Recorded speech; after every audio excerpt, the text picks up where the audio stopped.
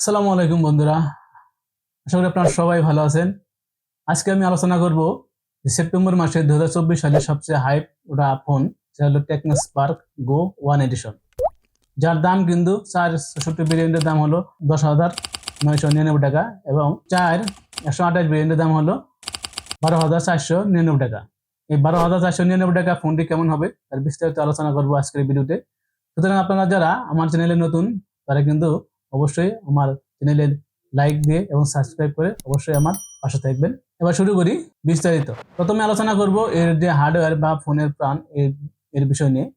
ফোনটি রান হয়েছে কিন্তু অ্যান্ড্রয়েড 14-এ এবং ইউআই হিসেবে ইউজ করা হয়েছে হাইওয়েস, যেটা কিন্তু টেকনোর একটা নিজস্ব ইউআই। ইউজার ইন্টারফেস কিন্তু খুবই ভালো, আপনারা কিন্তু স্মুথলি ইউজ করতে পারবেন। কোনো এক্সট্রা কোনো ল্যাকিংস বা এক্সট্রা কোনো বাগ কিন্তু আপনারা খুঁজে পাবেন না। আর এখানে চিপসেট হিসেবে ইউজ করা হয়েছে ইউনিএসএসির 615 যে প্রসেসর, এটা কিন্তু 12 ন্যানোমিটার একটা প্রসেসর। 12 ন্যানোমিটার প্রসেসর হওয়াতে এটা কিন্তু ব্যাটারি ব্যাকআপটা আপনারা কম পাবেন বা ফোনটা কিন্তু একটু গরম হবে, এটা কিন্তু স্বাভাবিক। আর T615 প্রসেসরটা ইউজ করাতে আপনি কিন্তু এখানে গেমিং পারফরমেন্স খুব একটা ভালো পাবেন না, বা এটা কিন্তু একটা গেমিং ফোন না। যারা কিন্তু গেমিং সেন্ট্রিক ফোন করছেন বা এই লো বাজেটে গেমিং সেন্ট্রিক ফোন করছেন তারা কিন্তু অন্য কোনো ফোন ইউজ করতে পারেন বা অন্য কোনো ফোন দেখতে পারেন। এটা কিন্তু ফোন দেখা যায়, এটা কিন্তু আপনার 2D বা অনলাইন গেমগুলো খেলতে পারবেন। হাই যে গেমগুলো বা পাবজি, ফ্রি ফায়ার, এটা কিন্তু আপনি খেলতে পারবেন লোয়ার বাজেটে, কিন্তু লোয়ার গ্রাফিক্সে খেলতে পারবেন, কিন্তু অনেক লেগ কিন্তু আপনার পাবেন। সুতরাং এই বাজেটে আসলে গেম না খেলাই আমার মনে হয় ভালো। এবার সে ডিসপ্লে, এই ডিসপ্লে কিন্তু একটা চমক আছে। এখানে কিন্তু 6.67 ইঞ্চি আইপিএস এলসিডি প্যানেলের একটি এইচডি প্লাসের ডিসপ্লে ইউজ করা আছে। এই এইচডি প্লাস এই বাজেটে কিন্তু ঠিক আছে, কিন্তু এখানে কিন্তু 120 হার্জের বা 120 হার্জের একটা হায়ার রিফ্রেশ রেট ইউজ করা হয়েছে, যেটা কিন্তু এই বাজেটে টেকনোর প্রথম। আর 120 হার্জের হাই রিফ্রেশ রেট ইউজ করাতে আপনার কিন্তু একটা স্মুথ ডিসপ্লে এক্সপিরিয়েন্স আপনারা পাবেন। আপনারা কিন্তু এখানে 120 হার্জ বা কালার টোন বলেন বা একটা স্মুথ এক্সপিরিয়েন্স, ইউজার এক্সপিরিয়েন্স কিন্তু আপনারা এই ফোন দিয়ে আপনারা পাবেন। এখানে পিপি হিসেবে পাবেন 263, যেটা কিন্তু দিয়ে আপনার কালার টোন খুব ভালো হিসেবে পাবেন। আর এখানে 500 একটি ডিসপ্লে পাচ্ছেন, যেটা কিন্তু এই 11,000 বাজারে আমার মনে হয় টেকনিক প্রথম দিচ্ছে, যেটা কিন্তু টেকনিকে অবশ্যই একটা ধন্যবাদ দিতে হবে। আর এই ডিসপ্লেতে কিন্তু টেকনো বলছে একটা গরিলা গ্লাসের প্রোটেকশন আছে, কিন্তু কোন ভেরিয়েন্টের প্রোটেকশন আছে, কোন ভেরিয়েন্টের গরিলা গ্লাস ইউজ করেছে সেটা কিন্তু টেকনো বলে নাই। এবার আসি এর ক্যামেরাতে। এখানে কিন্তু পিছনে ক্যামেরা যে হাউসটা ইউজ করা হয়েছে এটা কিন্তু টেকনো একটা ইউনিক ক্যামেরা হাউস এবারে নিয়ে আসছে। এই বাজেট ফোনের যে একটা ক্যামেরা হাউস বিগত 1 বছর বা 2 বছর যাবত দেখতেছিলেন, সেটা থেকে আমরা অবশ্যই এটা পরিত্রাণ পাচ্ছি। তবে কারো কাছে এই ক্যামেরা হাউস ভালো লাগতে পারে, কারোর কাছে কিন্তু খারাপও লাগতে পারে। তো আমার কাছে ক্যামেরা হাউসটা মোটামুটি ভালো লাগছে। এই ক্যামেরাতে আপনারা কিন্তু একটা ক্যামেরা পাবেন, সেটা হলো 13 মেগাপিক্সেলের একটা ক্যামেরা, যেটাতে কিন্তু আপনার প্রপার লাইট কন্ডিশনে ভালো ছবি পাবেন। তবে এখানে কিন্তু ইআইএস বা ওআইএস নাই, যেটা দিয়ে আপনারা কিন্তু মোটামুটি ভিডিও করতে গেলে বা ছবি তুলতে গেলে অবশ্যই শক্ত হাতে ভিডিও করতে হবে বা ছবি তুলতে হবে। আর এখানে কিন্তু ফ্রন্টে পেয়ে যাবেন আপনারা 8 মেগাপিক্সেলের একটি সেলফি ক্যামেরা, যেটা কিন্তু এই বাজেটে 8 মেগাপিক্সেল সেলফি ক্যামেরা, সেটা কিন্তু অবশ্যই ভালো। তবে এর ব্যাক ক্যামেরাতে কিন্তু আপনার সর্বোচ্চ 1080p-তে 30fps ভিডিও করতে পারবেন এবং ফ্রন্ট ক্যামেরা দিয়ে আপনারা 720p-তে 30fps ভিডিও করতে পারবেন। তো ফ্রন্ট ক্যামেরা দিয়ে যদি 1080p-তে 30fps ভিডিও করা যেত তাহলে কিন্তু আরো 16 কলা পূর্ণ হতো। এখানে আরেকটা কথা ভুলে গেছি, সেটা হলো এখানে কিন্তু জাইরোস্কোপ ইউজ করা হয়েছে।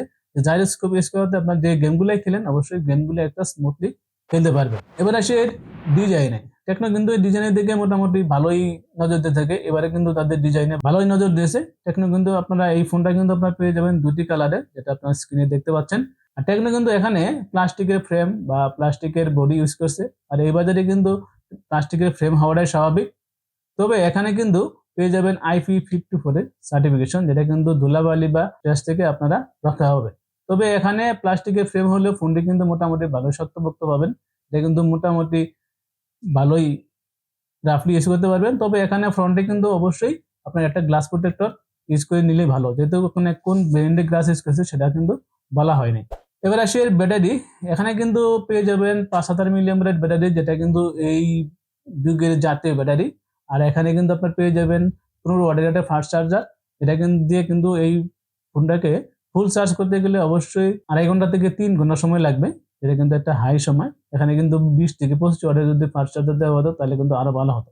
তবে বাজেট অনুযায়ী কিন্তু আমার মনে হয় ঠিকই আছে। আর এখানে কিন্তু র্যাম পেয়ে যাবেন 4 জিবি এবং স্টোরেজ পেয়ে যাবেন 64 জিবি এবং 828 জিবি। এখানে স্টোরেজ টাইপ কিন্তু eMMC 5.1।